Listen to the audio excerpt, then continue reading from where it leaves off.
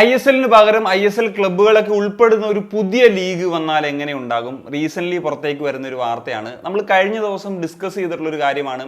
AFFും FSDലും തമ്മിലുള്ള ഒരു കരാർ പുതുക്കേണ്ട സമയമായി കഴിഞ്ഞു. 15 വർഷത്തെ കരാർ ഈ വർഷം അവസാനിക്കുന്ന ഒരു സാഹചര്യമാണുള്ളത്. ഒരുപാട് കോംപ്ലിക്കേഷൻസ് ഉണ്ടായിരുന്നു. കാരണം ഈ ഒരു കരാർ പുതുക്കലുമായിട്ട് ബന്ധപ്പെട്ട് വരുന്നൊരു സാഹചര്യത്തിൽ ഇപ്പം FSDലിന് ഈ ഒരു കാലയളവിൽ 5000 കോടി രൂപയോളം ലോസ് ആണ് സംഭവിച്ചിട്ടുള്ളത്.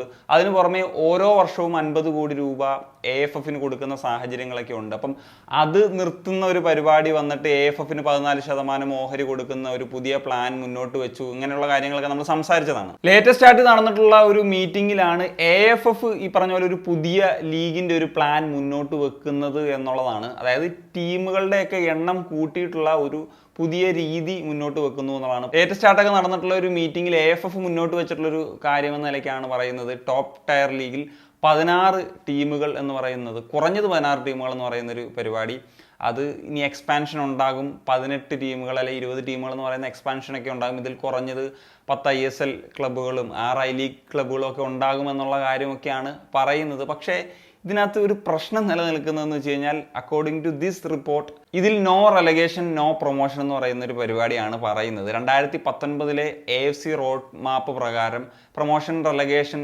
ഇംപ്ലിമെന്റ് ചെയ്യണമെന്നുള്ളൊരു നിർദ്ദേശം കൊടുത്തിട്ടുള്ളതാണ്. അതിൻ്റെ ഒരു ഭാഗമായിട്ടാണ് 2023-24 സീസൺ മുതലാണ് പുതിയ ടീമുകൾ I ലീഗിൽ നിന്ന് വന്നു തുടങ്ങുന്നത്. ആദ്യം പഞ്ചാബ് FC വന്നു, കഴിഞ്ഞ സീസണിൽ നോക്കിക്കഴിഞ്ഞാൽ മുഹമ്മദ് അനസി വന്നു. ഇതുവരെയൊക്കെ ശരിയായിരുന്നു. പക്ഷേ ഈ ഒരു റെലഗേഷൻ പ്രൊമോഷൻ ഇല്ല എന്ന് പറയുന്നൊരു പരിപാടി അത്ര മികച്ചതായിട്ട് എനിക്ക് തോന്നുന്നില്ല. കാരണം റെലഗേഷൻ പ്രൊമോഷൻ കൂടി വരുമ്പോഴാണ് അതൊരു റിയൽ ഫുട്ബോൾ ലീഗായിട്ട് മാറുന്നത്. അതല്ലെങ്കിൽ ഈ പറഞ്ഞതുപോലെ ഒരു ക്ലോസ്ഡ് ലീഗ് ആക്കുന്നതിൽ യാതൊരു വിധത്തിലും അർത്ഥമില്ല. താഴത്തെ ലെവലിൽ നിന്ന് ഒരു ക്ലബ്ബ് വളർന്നു വരുമ്പോൾ അവർക്കൊരു മോട്ടിവേഷൻ വേണം. കാരണം ഇന്ത്യൻ ഫുട്ബോൾ എന്ന് പറഞ്ഞു കഴിഞ്ഞാൽ ഭയങ്കരമായിട്ട് ഏൺ ചെയ്യപ്പെടുന്ന ഒരു സാഹചര്യമൊന്നുമില്ല. അവർക്ക് ISLലേക്ക് എത്താൻ പറ്റുക എന്ന് പറയുന്നൊരു മോട്ടിവേഷൻ വേണം. അതല്ലാണ്ട് ക്ലോസ്ഡ് ആക്കിയതുകൊണ്ട് പ്രത്യേകിച്ച് യാതൊരു വിധത്തിലുള്ള അർത്ഥമില്ല. പിന്നെ ഈ പ്രൊമോഷനൊപ്പം റെലഗേഷൻ കൂടി വന്നു കഴിഞ്ഞാലാണ് ലീഗിൻ്റെ ഒരു കോമ്പറ്റീഷൻ കൂടുന്നത്. കാരണം നമുക്ക് തന്നെ അറിയാം, ISL ഒരു പരിധി കഴിഞ്ഞ് കഴിഞ്ഞാൽ ഒരു ടീമിന് ഇനി ഒരു സാധ്യതയില്ലെന്ന് പറയുമ്പോഴത്തേക്കും അവർ ജനുവരിയിൽ ഇൻവെസ്റ്റ് ചെയ്യാനോ പ്ലേയേഴ്സിനെ കൊണ്ടുവരാനോ പിന്നെ അവർ എന്തിനോ വേണ്ടി കളിക്കുന്ന ഒരു രീതിയിലേക്ക് മാറുന്നു.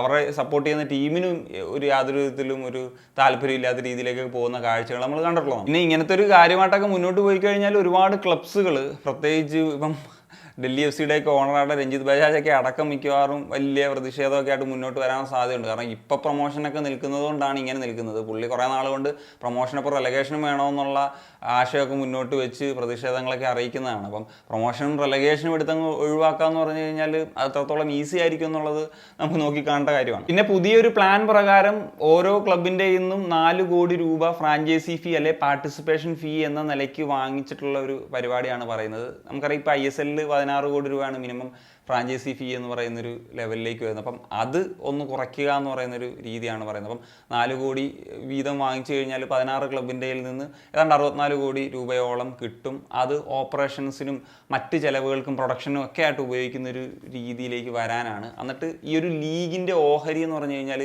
20% AFFനും 80% ക്ലബ്ബുകൾക്കും ആണെന്നുള്ളൊരു പരിപാടിയൊക്കെയാണ് മുന്നോട്ട് വെക്കുന്നത്. ഇതൊരു പ്ലാൻ B എന്ന നിലയ്ക്കാണ് പറയുന്നത്. അതിപ്പം നമുക്കറിയാലോ, കോൺട്രാക്റ്റ് പുതുക്കാൻ FSDലിന് ഈ ഓരോ വർഷം ഇത്രയും കൊടുക്കുന്നതിൽ പ്രശ്നങ്ങളുണ്ട്. അവർ വലിയ ലോസിലാണ് പോകുന്നത്. അപ്പം ഈ ഒരു സാഹചര്യത്തിൽ ഇപ്പം പ്രൊഡക്ഷനൊക്കെ കുറച്ചിട്ട് അവരൊരു ആശയം മുന്നോട്ട് നോക്കിയാണ്. ഈ ഒരു സാഹചര്യത്തിൽ FSDL ഇതിൽ നിന്ന് പുറത്തു പോകുമോ എന്നുള്ളത് അറിയത്തില്ല. FSDL പുറത്തു പോകുമ്പോൾ ഒരു പ്ലാൻ B ആണോ, അതോ FSDL AFFനൊരു പാർട്ട്ണർ എന്ന നിലയിൽ കൊണ്ടുവരുമ്പോൾ ഉണ്ടാകുന്ന പ്ലാൻ B ആണോ എന്നുള്ളത് എനിക്ക് ചെറിയ കൺഫ്യൂഷൻസ് ഉണ്ട്. പിന്നെ എനിക്ക് ഈ ഒരു ആശയത്തോടുള്ളൊരു അഭിപ്രായം എന്തെന്ന് വെച്ച് കഴിഞ്ഞാൽ, നമ്പർ ഓഫ് ടീംസിൻ്റെ എണ്ണം കൂടുന്നത് തീർച്ചയായിട്ടും നല്ലൊരു കാര്യം തന്നെയാണ്. കാരണം അത്രയും മാച്ചസ് കിട്ടും എന്നൊരു രീതി, 16-18 ടീമുകളൊക്കെ ആകുന്നത് വളരെ നല്ല കാര്യമായിട്ടാണ്. അത് നമ്മളെപ്പോഴും പറയുന്നൊരു കാര്യമാണ്. പക്ഷേ ഇതിൻ്റെ ഒരു നെഗറ്റീവ് സൈഡ് എന്ന് പറഞ്ഞു കഴിഞ്ഞാൽ, റെലഗേഷനും പ്രൊമോഷനും ഇല്ല എന്ന് പറയുന്നത് അത്ര സുഖകരമായിട്ടുള്ള പരിപാടിയല്ല. അത് നമ്മൾ എത്ര നാളുകളായിട്ട് ഇന്ത്യൻ ഫുട്ബോളിൻ്റെ ഒരു ടോപ്പ് ടയറിൽ എക്സ്പെക്ട് ചെയ്യുന്ന ഒരു കാര്യമാണ്. പ്രൊമോഷൻ നടക്കുന്നുണ്ട്, അതുപോലെ തന്നെ റെലഗേഷനും വരിക എന്ന് പറയുന്നതും വളരെ ഇമ്പോർട്ടൻ്റ് ആയിട്ടുള്ള കാര്യമാണ്. പിന്നെ ഈ പറഞ്ഞ ഫ്രാഞ്ചൈസി ഫീ കുറച്ച് എമൗണ്ട് കിട്ടുന്നത് കുറച്ചും കൂടി ഒരു ബഡ്ജറ്റ് രീതിയിൽ നടത്തുക എന്ന് പറയുന്ന ഒരു ആശയത്തിലേക്ക് വരുമ്പോഴത്തേക്കും ചിലർക്കെങ്കിലും ചില അഭിപ്രായ ഭിന്നതകളൊക്കെ ഉണ്ടാകും. എനിക്ക് ആ ഒരു വിഷയത്തെപ്പറ്റി തന്നെ ഒരു ഡെഡിക്കേറ്റഡ് വീഡിയോ ചെയ്യണമെന്നുണ്ട്. ആ ഒരു കാര്യം നമുക്ക് മറ്റൊരു വീഡിയോയിൽ സംസാരിക്കുക എന്നുള്ളതാണ് തോന്നുന്നത്. അപ്പം എന്താണ് ഇങ്ങനത്തെ ഒരു പുതിയ ആശയത്തെ പറ്റിയിട്ടുള്ള നിങ്ങളുടെ ഒപ്പീനിയൻ തീർച്ചയായിട്ടും ഒന്ന് കമ്പോസ് ചെയ്യുക. മറ്റൊരു കാണിക്കാൻ സനിയ.